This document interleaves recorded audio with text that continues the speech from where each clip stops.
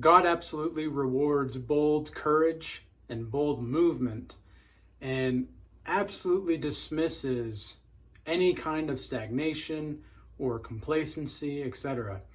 You'll see oftentimes that nature rewards that people who are willing to get after it and be bold enough to really let their, for the men out there, let their nuts hang and say how it is and what you see and what you want and go for it. And women reward that too. I mean, that's obviously women are a part of nature and women will reward that as well.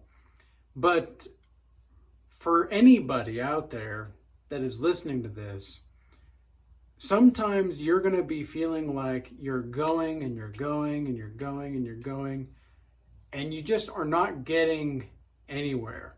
You're feeling stuck. Even though you're not stuck, you're still moving, and sometimes it might feel like you're a hamster on a wheel, right? But that's not really what it is.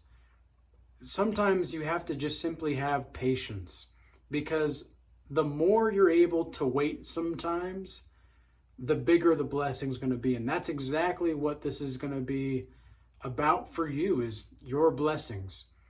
And I want to talk about this today because I've seen a lot of people wondering, like, when are things going to change for me? When are things going to change? It's not like I'm not putting in the effort. It's not like I'm not a good person.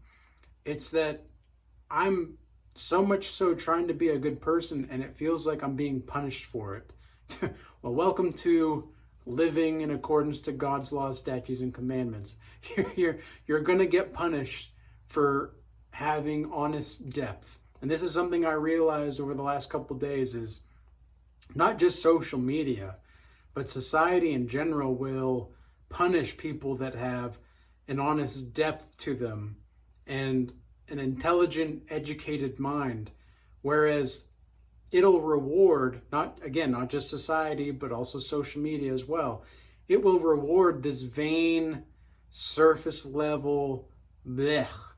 For what? Well, because most people want things to be in boxes. Most people want to be able to know what's going to happen here, know what's going to happen there. Anybody remember The Dark Knight, when the Joker, I think he's talking to Harvey Dent at the time, who's like turning into Two-Face, and the Joker says something along the lines of, people don't really care what the plan is. They just want to know that there's a plan. They just want to know that, it's all part of the plan.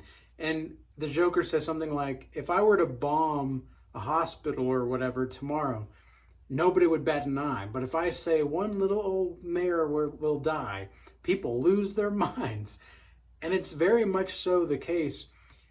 People don't really care if it's not part of the plan, so to speak, right? And this is one of the ways in which the Joker is kind of scary in how right he is, because even though he's a psychopath, he makes some good points. And that's kind of what's makes him such a good villain, right? And those kinds of villains, kind of like Thanos as well from Marvel, where the villains that actually have some good reason for what they're doing, even if it's not just, there's something about them that it makes them relatable in a way that you don't really want to be relatable. And it's kind of scary to relate to people like that, or to villains specifically like this. And this is what people want you to do. They want you to focus on the plan and not faith. They want you to focus on what you can see. They don't want you to focus on your intuition or your instincts, etc. And there are so many people in this life that are completely isolated from their instincts and their intuition, to the point in which they reject internally. Their nervous system attacks itself because of all of the trauma and all of the gaslighting and et cetera, that the people reject their own nervous system and their own senses because they don't want to live in the reality, because the reality that's been planned for them by our leaders or the elites or whoever's in the shadows, trying to operate things like a puppet, because I think we all get the sense that there's something happening in the shadows. We just don't know exactly what. We don't exactly know why. Especially with these drones things. There's been more information that's come out in the last day since I made a video on it yesterday. And I'm starting to wonder if these drones are not just searching for radiation. They might be planting something. I don't know for sure. I'm not going to try to get into like misinformation or spread misinformation or anything like that, but it is kind of weird to just, ponder, because we have no tangible substance to look at other than the facts of the matter, which bear out the situation. Is here's the drones. They're coming out at night in certain places across the United States. We have no clue how to shoot them down. We have no clue what they're searching for, allegedly. And allegedly, the government tells us these are legitimate aliens and such. Which, whoever believes that, I don't know. Good luck with life. But, because I don't know what's going on, but I sure as hell don't believe that. But this goes in line with the topic for today, which is sometimes you just have to be patient. Sometimes you just have to wait.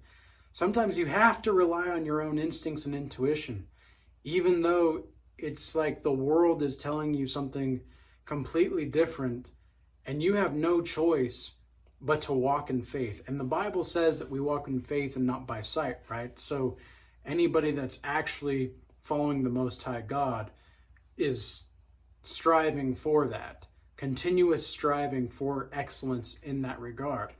And faith also comes by hearing, and by hearing again. That's in Romans, the book of Romans. So we have to remember what this is all about. We have to remember that this whole, whatever this life is here in this meat suit, right? Some people call it a meat suit. Whatever this life is, it's temporary. And we know that because we see people die every day. And, we see we see terrible things happen to good people, and we see some good things happen to bad people from the looks of it. But we have to remember that even though a lot of these people are wicked, they're not getting the true blessings of the Most High. The Most High can create blessings for you.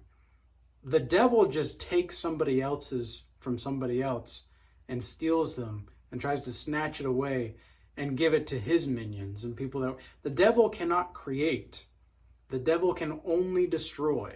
That's something that we have to remember on our walk, and when we're striving for that excellence, is that God and godliness creates, right? We multiply, we replenish the earth, we are the salt of the earth. And yes, there are going to be people that wait a long time for their blessings. Long time. There's plenty of stories in the Bible about how long it took. Like Moses, for example, he had to do a bunch of stuff for a lot of years before he was finally ready to really do what the Lord was calling him to do. And that's just how some things are going to play out. And it took me, even though I'm only 28 years old, from the time I was maybe 17 to 25, those 8 years felt as if I lived 50, even though it was only 8 years, because there was so many things happening in that time frame. It was literally one thing after another for me. Literally one thing after another, after another, after another. And I didn't have time to stop. I didn't have time to really think about what exactly I was doing. I was just doing things because I was trusting the wrong people. I was trusting what all of these wrong people were telling me about how I need to live my life. I bought into the scam that is college education nowadays. College education, I hate to break it to y'all, if anybody's here in the like younger parts and they're going to school and whatnot, like I really don't think it's worth it unless you're going into some kind of STEM field or you're going into a very specific degree, because most people that get their degrees don't even work in the same field that they got their degree in anyway. And so, I mean, it's just kind of weird like that, and life is kind of weird like that. I actually got my degree in philosophy. I got my bachelor's in philosophy, and because I would say the second or third year, I realized, you know what, I'm just going to study what I want because I'm already in this deep. I'm already thousands of dollars into debt. I might as well get my bachelor's degree. And looking back, there were certain things I maybe would have changed.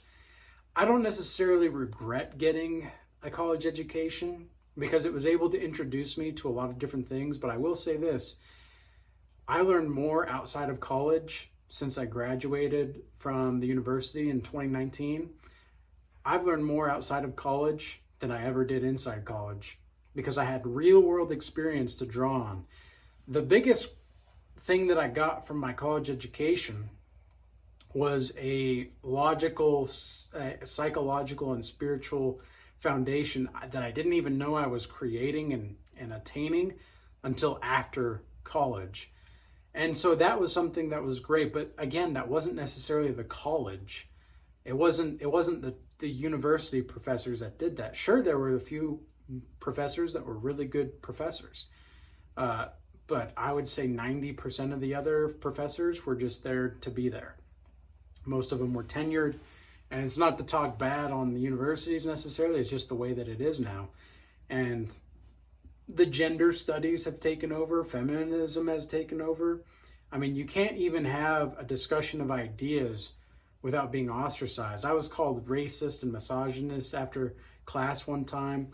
It's crazy. And so this whole experience from my 17 to 25 years old, I felt like there was so much progress being made, and yet nothing was happening. Like nothing was really going anywhere. Like, what am I even amounting myself to? Am I becoming anything? I had these very deep spiritual questions and existential questions.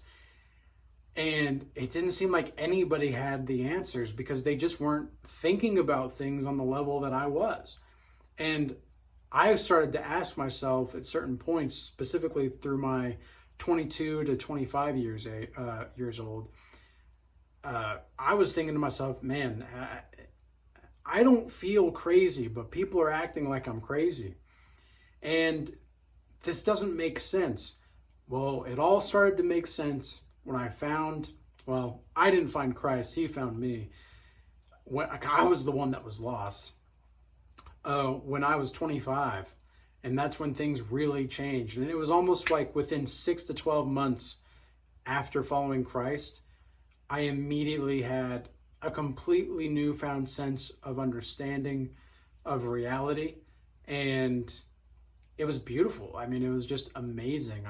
Within 6 months, I would say that I started to really be the person that I was always meant to be, because I was fully dedicated and I was fully pursuing God. There was no other priority, and still to this day, there's no other priority apart from the Most High. And I was just going full-fledged into the unknown because I had no clue. But I knew this. I knew whatever was grounding me in Christ was way better than feeling lost and like nothing mattered. Even though everything matters, but not in the way that we think, right? Everything matters, but it's not exactly in the way that we prescribe to want to believe sometimes. And so you have to just continue to walk that path. And I know it can be difficult. Believe me, I know. I lost so much at least I thought I was losing things. In reality, God was just revealing to me what things were actually real and what was not. But I felt like I was losing so much things, and I had such grief. And it was almost like the anxiousness of uncertainty nearly killed me in some instances, because I had no clue. I had no clue what exactly I was looking at or looking for. I knew my destination was this heavenliness, this fulfillment, this spiritual understanding, because I knew the world was BS. I knew the world was BS. I knew we were living in a matrix, even though at the time I didn't call it the matrix. I just knew, I was like, man, this all feels like a script. This all feels like a simulation. Like, people talked a lot about the simulation theory, and I'm just like, I mean, it feels like we're in a simulation, but at the same time, I don't think this is, I think it's like a simulation inside something real. That's what it felt like to me. And that's where I realized, through following Christ, that's where I was confirmed that the something real is right here. It's your heart. It's your spirit. That's the something real. And the biggest blessing that I could ever have gotten was that feeling of fulfillment. And that feeling is just amplified over the years. I love what I do. I love being able to literally seek truth for a living. I love the fact that I'm able to be who I am. And I can actually use, in a weird way, my philosophical degree from college. Because everybody said, oh, what are you going to do with that degree? Look at me now. That's what I'm talking about. Look at me now. I'm doing something with my philosophical degree. So you can do something with, you can make anything happen, man. If I can do something with a philosophical degree, you can do anything. So anyways, that the point is like, you're going to be blessed in certain ways that you may not even understand or respect at the time. But guess what? God knows better than you. Does he not? God knows better than you. There were some blessings throughout the last couple years where I didn't realize they were blessings until later down the line. And it's not like it's not like I rejected them or I didn't respect them. It was just like, well, I guess, cool, I suppose. This is not exactly what I was picturing in my mind, but that's cool. That's great. Thank you, God. Appreciate it. My issue when I was first following Christ was I had an image in my mind of what a blessing would look like.